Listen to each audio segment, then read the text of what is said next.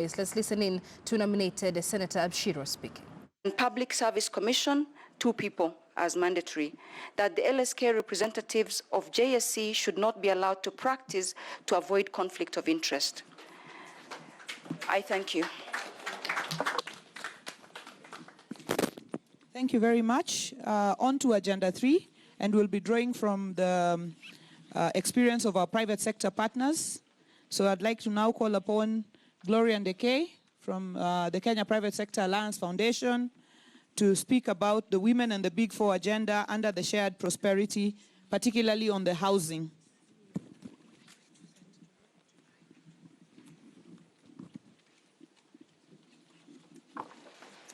Thank you, Honorable Governor, our Honorable Governors, Honorable members of BBI through their chairman, our Honorable members of Parliament and members of the Senate, esteemed private sector captains, heads of women-led NGOs, leaders of Maendeleo ya Wanawake, the women of Kenya, I salute you all today. Our Agenda 3, Women and the Big Four agenda on shared prosperity, we say that according to women, this agenda item relates to the BBI agenda item on shared prosperity. Kenya, which is categorized by UNDP as a medium human development country, should aim at reducing the gender inequality index from the current 0.549 to 0.381 to benchmark with Rwanda, which is a low human development country, yet doing very well in reducing gender inequality. Target G2 is 0.3 in order to increase Kenya's regional competitiveness. We propose and recommend as follows: that the national and county governments must embrace, domesticate, and implement Sustainable Development Goal, SDG 3, 4, 5, and 16, on promoting gender equality and equity in the socio-economic and political spheres in life in Kenya. There is need for full implementation of the 30% ARPO procurement for women, youth, and persons with disability. That all the Big Four enablers should target 50-50 ratios of female and male gender participation across all the manufacturing value chain sectors in the country, including infrastructure, security, governance, digitization, power, energy, vocation, education, and macroeconomic stability. On housing, we, the women of Kenya, make the following recommendations: ensure implementation of equal rights to housing and land be provided in the Constitution of Kenya 2010. Enforce quotas in allocation of public housing units, where we limit allocation to 1 unit per beneficiary. Establish requirements for housing units to meet international standards for disability access. Make housing affordable to low-income women through government guarantee schemes and other innovative financing. Allocate adequate resources and funds through women cooperatives and women contractors to build low-cost houses. Allocate adequate house resources and funds for affordable housing investment in the 47 counties. I thank you. Thank you, Gloria. And now, Honorable Sabina Shege, who's the chair of the Parliamentary Committee on Health, to take us through our views on the universal health care.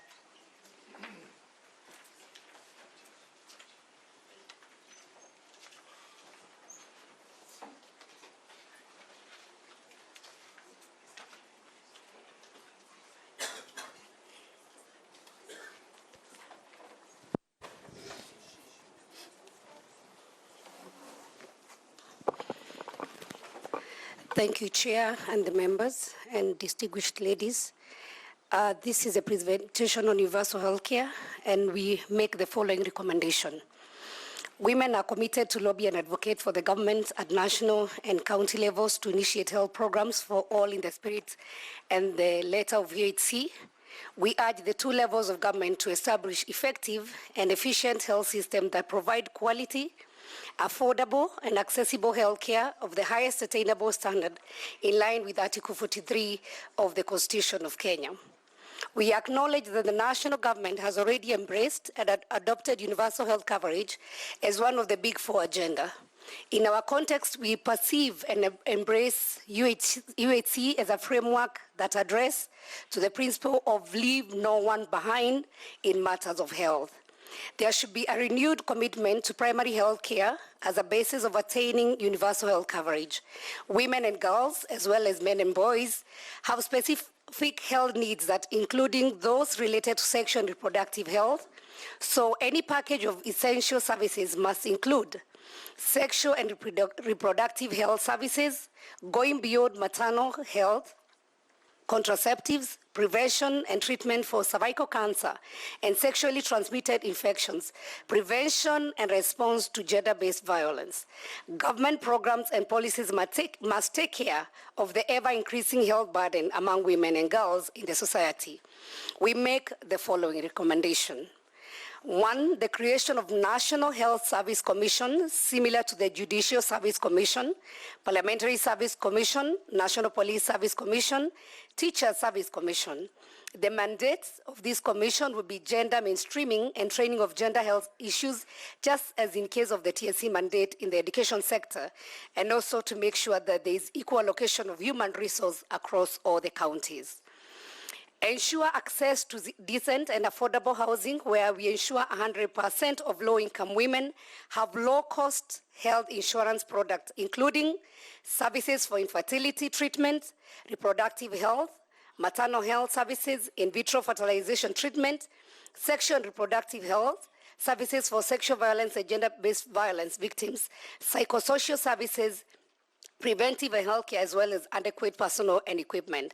And we also want to emphasize on mental health care. And especially also the issue of cancer, the government must take keen interest on the same and ensure that NHIF also covers for the entire cancer treatment. At the same time, is a reduction of taxes on health equipment and on the medication that also comes along within the health sector. On food and nutrition security, we make the following recommendation.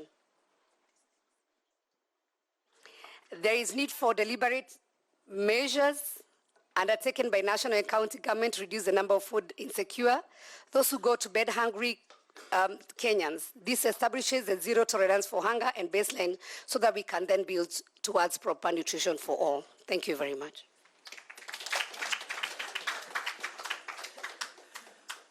Thank you very much, Honorable Sabina. Let me invite Maendeleo ya Wanawake Chair, Rahab Muya, to Muyu. Yeah, Rahab Muyu, to take us through food security and nutrition.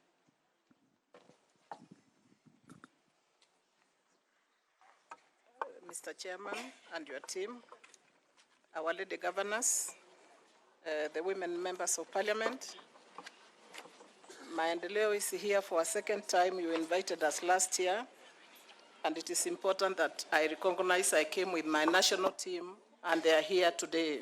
Can you raise up your hands? And we are here to say, as mothers of the nation, custodians of the family, we stand as partners with the breast, and that there will be no vacuum going forward. So, establish account-based storage and strategic food reserve, food security, safety reserve in at least every ward. This will ensure food surplus produced is bought at reasonable prices, minimize food wastage and low pricing by middlemen. Food is stored within reach of families to access during times of need. This will ensure that the vulnerable groups are able to get food during times of scarcity. The county government to design an elaborate program and baseline data of vulnerable households targeted to benefit from the initial provision of certified seeds, subsidize plowing services, etc., as their start of subsistence farming capital and eventual agribusiness. This is to curb perennial dependence on food aid. through the Agricultural Extension Service Officers. And I want to emphasize that with the cancer coming up, we call for the extension of agriculture officers who were there before, just to make sure we are not having the wrong pesticides on the food and all the crop which is going on. This is to curb perennial dependence on food aid through the, I've talked about that. So agricultural chemicals which have adversely affected human health and the environment. This is to ensure safe and secure food commodities, to establish wealth creation activities at household levels through provision of water tanks as a strategy in water harvesting for domestic and small-scale farming, value chain addition that will go a long way in impacting respective households economically. We do not see how we cannot have a water tank in every household looking at Vision 2030. It is time to give every woman a water tank and we harvest water. To strengthen community infrastructure of community-owned resource persons, to facilitate creation of awareness on the culture of establishing moisture content in cereals before storage. The government to establish the facilities of examining moisture content in cereals at local levels through the strengthened community infrastructure and COPs, charged with the responsibility of creating awareness of the culture of proper food, storage, and preservation. To reintroduce livestock extension services to serve livestock farmers at household levels. This will go a long way in complementing subsistence crop farming. It will promote organic farming, which most of us are trying in the villages, provision of biogas fuel, storing soil fertility, among other benefits. To establish family support programs for Kenyans who are severely affected by food insecurity and malnutrition, and we should not be going there over 50 years after independence. To ensure every poor head of household has at least a job that will afford the basic needs of the members, especially adequate food, health, and housing. To ensure reduction of chemical prevalence, we have said that, in maize and other cereals, in order to reduce the number of deaths, stunted growth children, and general neurological deficiencies. We further recommend the following. Set up a national food security authority to fight against hunger, protect the rights of people for food, and ensure stability of prices of staple foods. Address barriers to secure land tenure for women that support food, nutrition, and security. To fast-track the land inheritance and succession matters within 6 months. When a woman has lost her husband, she should be safe to take care of her children.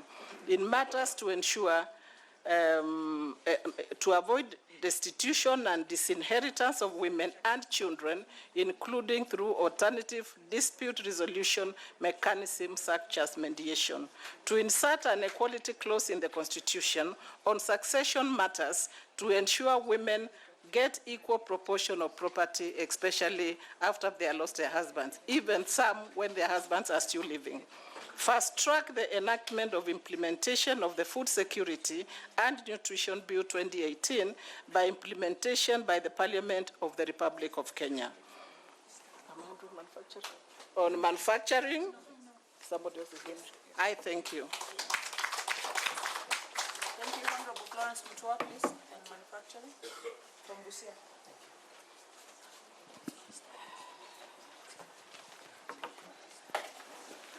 Chair, BBI, Our Excellencies and members of Embrace, I'll present on manufacturing, and our concerns and recommendations are as follows. Number one, ensure equitable participation of women and youth in all manufacturing sectors, value chains, including but not limited to cotton, coffee, tea, fishing, sugar, leather, and mining and dairy. And also to ensure each county has a modern factory to process what each county produces in each of the above crops. This will create employment. For example, in my county, Busia, cotton should be fully supported. The county should be fully supported to grow cotton and have fully functional gineries to feed into the 140 bells needed by Rivertex, for example, among others. Number two, fully implement the 30% government procurement for women youth and persons living with disabilities, although Kenya is ranked higher in the ease of doing business, number 50 in the World Economic Forum, at local level, women still face very many barriers. We are concerned that the current uptake of AGPO in Kenya by women is at 2%. There is need to review the legislation to increase uptake up of 30% of procurement by reducing the cost of doing business. For example, access to information, affordability of legal requirements such as licenses, ease in access to credit through ownership to land, and property as collateral to loans. There is need to increase women contribution to GDP from the current 20% to 30% through supporting SMEs. The national and county government should build skills and technologies that empower women in commercial agriculture. That is affordable irrigation instead of fetching water or depending on rain-fed agriculture, zero-tillage farming practices, digital platforms for access to pricing and markets. I thank you. Thank you very much. Honorable Mishimboko, please welcome. Please make some remarks on our views on devolution, women and devolution. We are just about the end of our memorandum. The chair of the BBI and the team, Your Excellencies, the two governors, all protocol observed. I'm going to make our recommendation in terms of devolution, and we all know why we say devolution. And some of the reasons were to ensure equitable sharing of national and local resources throughout the country, and that has been witnessed. Promote accountability, transparency, participation, decision-making at the lowest level of the government. We have seen that. Granting rights to communities to manage their own resources. We have also seen that. Also, the other reason was bridging economic and social inequality gaps by decentralizing state organs and public resources. The other issue was about fostering unity. So far, we have seen several gains, be it in the healthcare, be it in agriculture, be it in childhood education, be it creation of employment, be it empowerment of youth, women, and people with disability. For all these gains as women of this country, we want to make the following recommendation in terms of devolution. Our recommendation number 1 is increase of the county allocation from the current 15% to 45% of the audited national revenue of the previous financial year. This is because since more services have been devolved, more resources is required for implementation. There is a need to deliberately increase women's involvement in leadership and governance in all the county government structures. Gender role in elective position 50-50 in county elective and in decision-making is really required.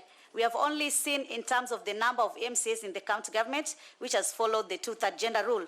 But the rest of the position, be it the chief executive officers, the directors, and other positions, that gender rule has not been achieved. The other issue is about ensure strict compliance with the principle of equal opportunity in employment of women and the affirmative policy of at least 30% of AGPO procurement for women, youth, and people with disability at national and county government level. This is the only way we can ensure we have empowered our youth, our women, people with disability, economically and hence socially and politically. Let's all guard devolution. I thank you.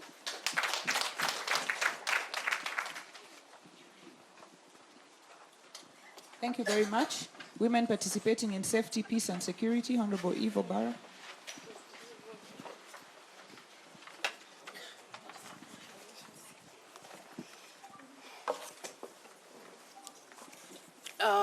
Thank you very much, our MC for the day, the chairman, the BBI team, our two governors, our CAS, all protocols observed.